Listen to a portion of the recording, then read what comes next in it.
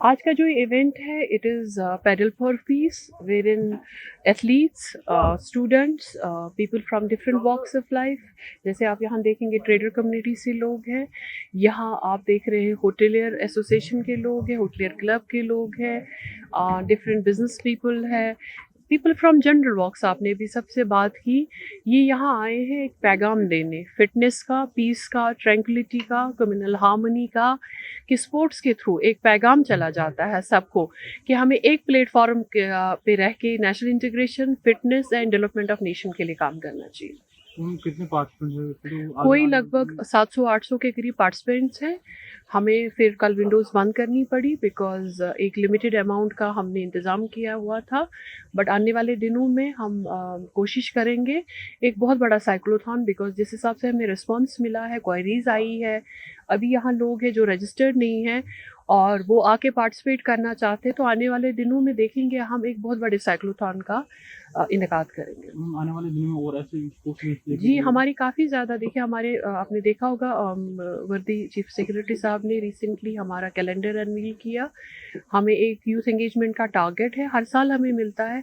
इस साल जो यूथ एंगेजमेंट का टारगेट है उसमें नेशनल इंटरनेशनल इवेंट्स हैं, हमारे ट्राइबल रूरल सेंसिटिव एरियाज़ के इवेंट्स हैं, और आने वाले दिनों में आप काफ़ी ज़्यादा एक्साइटिंग इवेंट्स देखेंगे जो जे.एंड.के स्पोर्ट्स काउंसिल ऑर्गेनाइज़ करेगा। बड़ी चीज़ें हैं। उमर अब्दुल्ला साहब खुद चाहते हैं कि जो यहाँ के जो हमारे यंगस्टर्स हैं वो अच्छे-अच्छे कामों में लगे। ये एक बड़ा अच्छा इनिशिएटिव है जहाँ यंगस्टर, साइक्लिस्ट ये सब लोग इसमें जुड़ते हैं और एक मैसेज देते हैं अच्छी हेल्थ के लिए, अच्छे माहौल के लिए, ड्रग फ्री सोसाइटी के लिए। ये बहुत अच्छी-अच्छी मैसेजेस जाती हैं जो बहुत आज के जो हमारे बच्चे हैं उनके ऊपर जाना चाहिए कि बहुत सारी चीज़ों में वो अपनी ध्यान लगा सकते हैं, अपना मन लगा सकते हैं और हेल्दी एटमॉस्फेयर के लिए, हेल्दी लाइफ़स्टाइल के लिए ये बहुत अच्छा इम्पोर्टेंट है। और एक मैसेज भी पूरी मुल्क में जाती है कि जम्मू कश्मीर सेफ़ है और ख़ासकर श्रीनगर।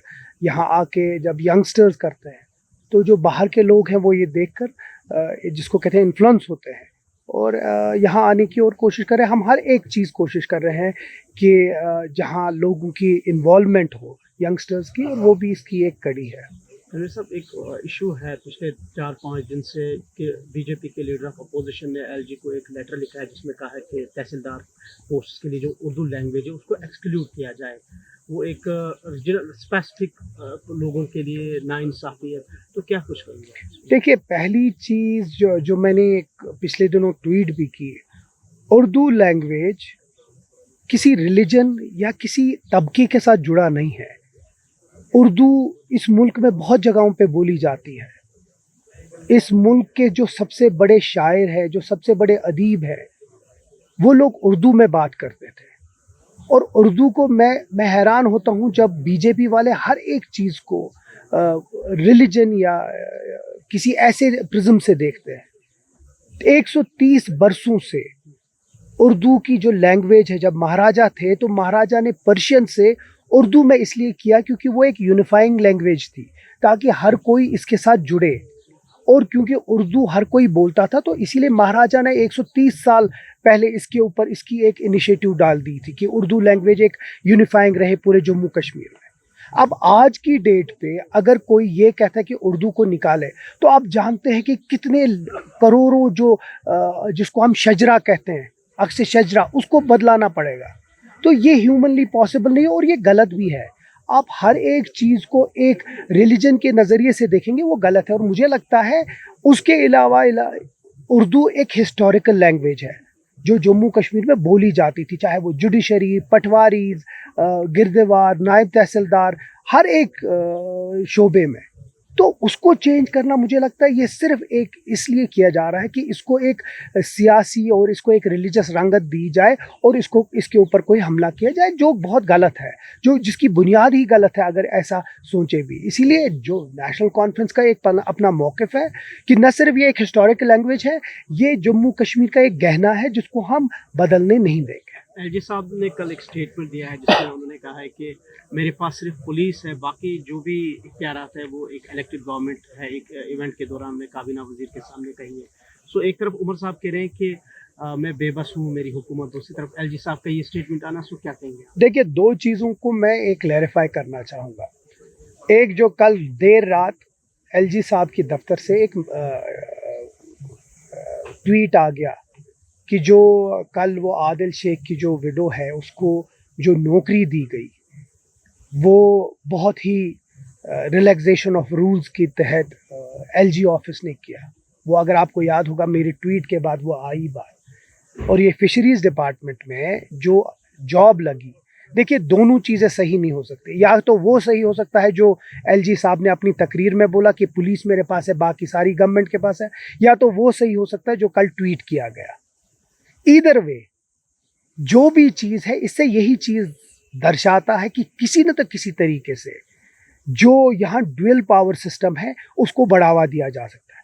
क्योंकि अगर सारे फिशरीज डिपार्टमेंट, अगर सारी गवर्नमेंट हमारे तक है, तो जो कल वाला ट्वीट था एलजी ऑफिस की तरफ से वो गलत है। और अगर वो सही है तो जो एलजी साहब ने कल अनंतनाग में बोला फिर वो गलत है।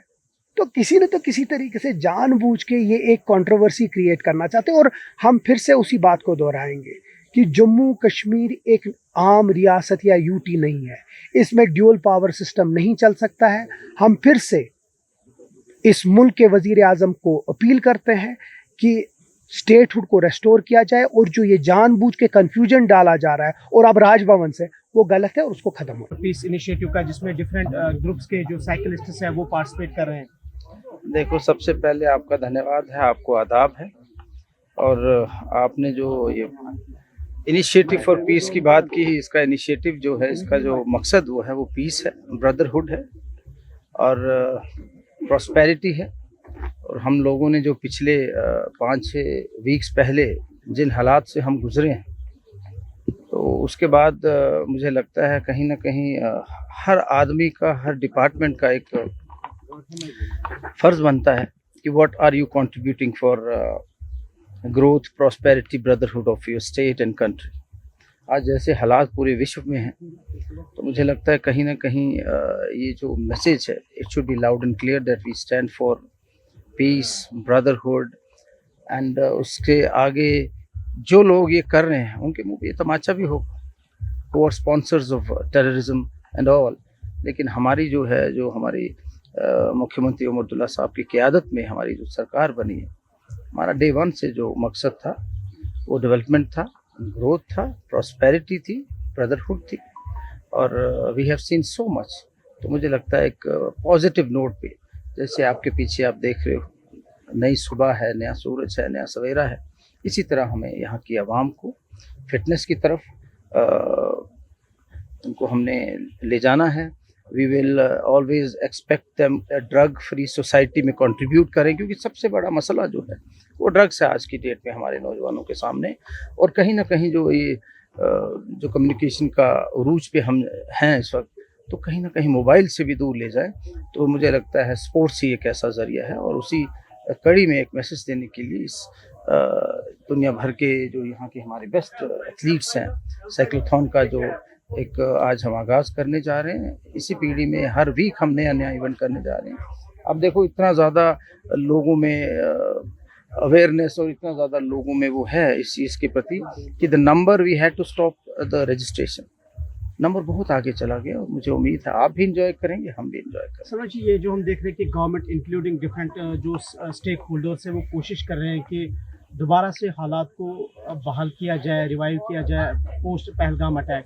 लेकिन क्या समझते हैं आपकी गवर्नमेंट किस हद तक अभी तक हालात को बेहतर करने में कोशिश की कर रहे हैं, और खासकर जो टूरिस्ट्स हैं उनको यह कन्विंस करने की भरपूर कोशिश की जा रही है? जो इंसानियत की हत्या हुई उसके बाद पूरा जम्मू कश्मीर जिस तरह खड़ा हुआ उस हादसे के खिलाफ, उसके बाद हमारे पड़ोसी मुल्क के साथ जो हालात हुए, एक वॉर लाइक सिचुएशन थी, हमने वो भी देखा।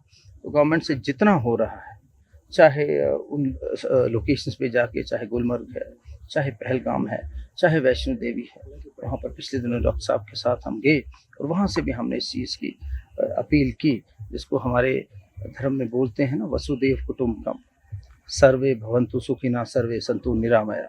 उसमें सारा संसार सुखी रहे, सारा निरोगी रहे, वही मैसेज लेकर हम आगे चल रहे हैं। और गवर्नमेंट अपने इनिशिएटिव ले रही है।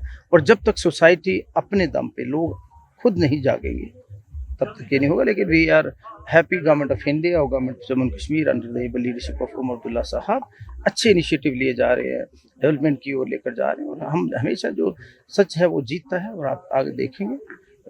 कल जो है अपोजिशन ने एक बार फिर उमर अब्दुल्ला लेड एनसी आपकी गवर्नमेंट को निशाना बनाया है कि कैबिनेट को एक्सपेंड नहीं किया जा रहा है, ऑल दो कि एक एब्सोल्यूट मेजॉरिटी लोगों ने दी थी एनसी को, लेकिन ये कैबिनेट को एक्सपेंड ना करना अवामी मैंडेट के साथ ना इंसाफ। देखो, ओपोजिशन का काम ओपोजिशन करना है, that is prerogative of Omar Abdullah साहब, एंड ही इस पे कई बार डिस्कशन भी हो रही है, और आपको आने वाले दिनों में अच्छी खबरें सुनने को। महराज मलिक ने विड्रॉ किया है एनसी सपोर्ट, क्या कुछ करेंगे? Mehraj will always support secular forces. He will always support जो development oriented forces हैं। इस बारे में जब उससे बात होगी तो हम उससे बात करेंगे। तो मुझे लगता है he will support the government of the day, because हमने जो कुछ देखा है उसने भी वही देखा है। तो मुझे लगता है ये इतना सीरियस इशू नहीं है।